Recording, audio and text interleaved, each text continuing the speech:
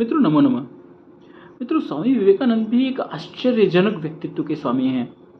मैं जितना उन्हें पढ़ता हूँ, जब भी उन्हें पढ़ता हूँ, उनके चिंतन के बारे में जब भी मैं स्वयं चिंतन करता हूँ, मुझे लगता है कि भारत की क्या एक भी ऐसी समस्या है जिस पे उन्होंने विचार न किया हो, और सिर्फ विचार ही न किया हो, उसका समाधान उन्होंने न दिया हो।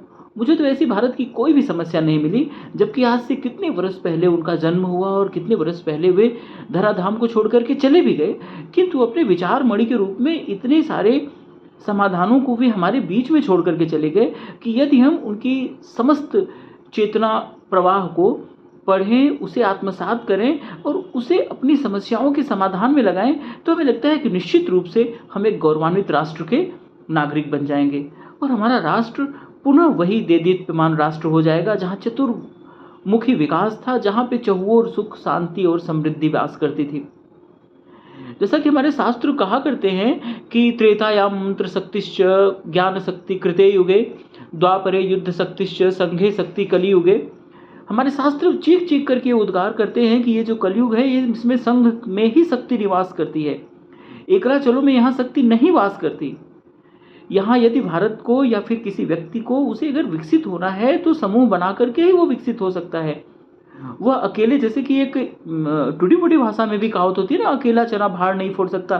तो स्वामी विवेकानंद भी इसकी तरफ देश को आगाह कर रहे हैं। वे आगाह करते हुए अपनी एक पुस्तक मंत्र शक्ति में अग्नि मंत्र में वो लिखते हैं कि प्रत्येक मनुष्य और प्रत्येक राष्ट्र को बड़ा बनाने के लिए 3 बातें आवश्यक हैं। पहला, सौजन्य की शक्ति में विश्वास। दूसरा, ईर्ष्या और संदेह का अभाव। तीसरा, जो धर्म पथ पर चलने में और सत्कर्म करने में संलग्न हो, उनकी सहायता करना। यहाँ पे सौजन्य की शक्ति में विश्वास क्या है कि आपस में प्रेम व्यवहार में जो शक्ति है, आपस में ईर्ष्या नहीं, आपस में प्रेम व्यवहार करने में जो शक्ति है, जो प्रेम की ताकत है, उसमें सुजनता में विश्वास। इसमें अगर विश्वास हो, ईर्ष्या और द्वेष का अगर अभाव हो, और जो सत्कर्म पे चल रहा हो, जो धर्म के मार्ग पे चल रहा हो, उसकी सहायता करने लगे अगर हम सारे लोग, तो न केवल हमारा राष्ट्र ही विकसित हो जाएगा, न केवल हमारा भारत देश अपने उन्नति के शिखर को प्राप्त करेगा, बल्कि जो पराभव की दशा में यहाँ के नागरिक रह रहे हैं, उनका भी विकास होगा। फिर आगे लिखते हैं कि इसी की श्रृंखला में कहते हैं क्या कारण था कि हिंदू राष्ट्र अपनी अद्भुत बुद्धि और अन्यान्य गुणों के रहते हुए भी टुकड़े टुकड़े हो गया।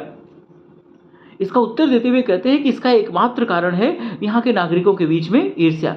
वे कहते हैं, मैं दुनिया के भिन्न भिन्न देशों में घुमा हूँ, यूरोप में घुमा हूँ, अमेरिका में घुमा हूँ, मैंने ऐसी किसी जाति को नहीं पाया जिस देश की जातियों के बीच आपस में एक दूसरे के प्रति इतनी ईर्ष्या और एक दूसरे के प्रति इतना डाह हो, जहाँ पर एक दूसरे के वे टांग खींचने में इतने ज़्यादा व्यस्त रहते हों।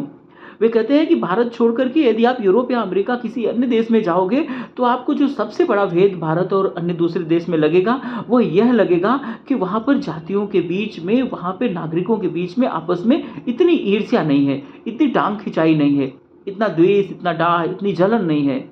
वे समूह में कार्य करने को लेकर के जैसे लगता है कि उनकी मनोवृत्ति ही इस तरह की हो कि कोई कार्य वो समूह में ही करते हैं और समूह में करते हुए सफलता को प्राप्त कर रहे हैं।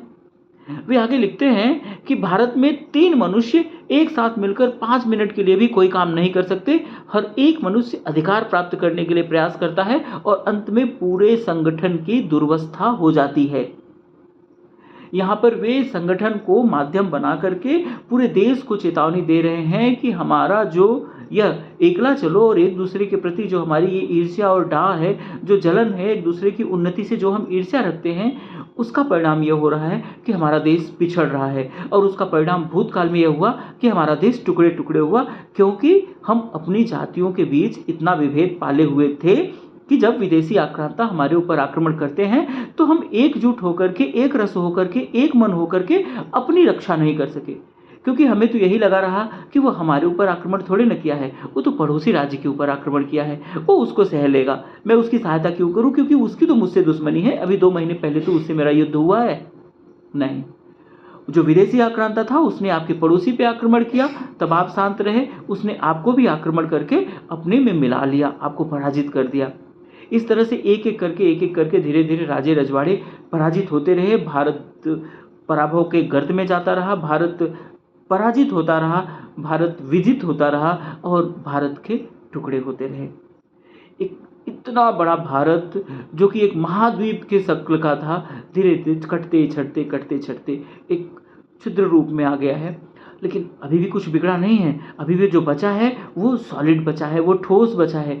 उस ठोस को बचाए रखने के लिए पुनः हमें विवेकानंद के प्रति जाना होगा, उनकी शिक्षाओं को देश के सारे जन जन में, खास तौर से विद्यार्थियों में और युवाओं में, क्योंकि स्वामी विवेकानंद जी तो युवाओं के प्रेरणा स्रोत हैं। वो युवकों का आह्वान करते हैं, वो वृद्धों का आह्वान नहीं करते। वो कहते हैं ये तो मरी खपी हुई पीढ़ी है, इनसे हमें कुछ आशा नहीं है, आशा तो हमें युवाओं से है। तो उन्हीं युवाओं से जिनसे आशा स्वामी विवेकानंद को थी, उन तक उनकी बात को पहुंचाने की जिम्मेदारी हम सभी लोगों की है, ताकि देश पुनः समृद्धि के शिखर तक पहुंच सके। जय हिंद, जय भारत, वंदे मातरम।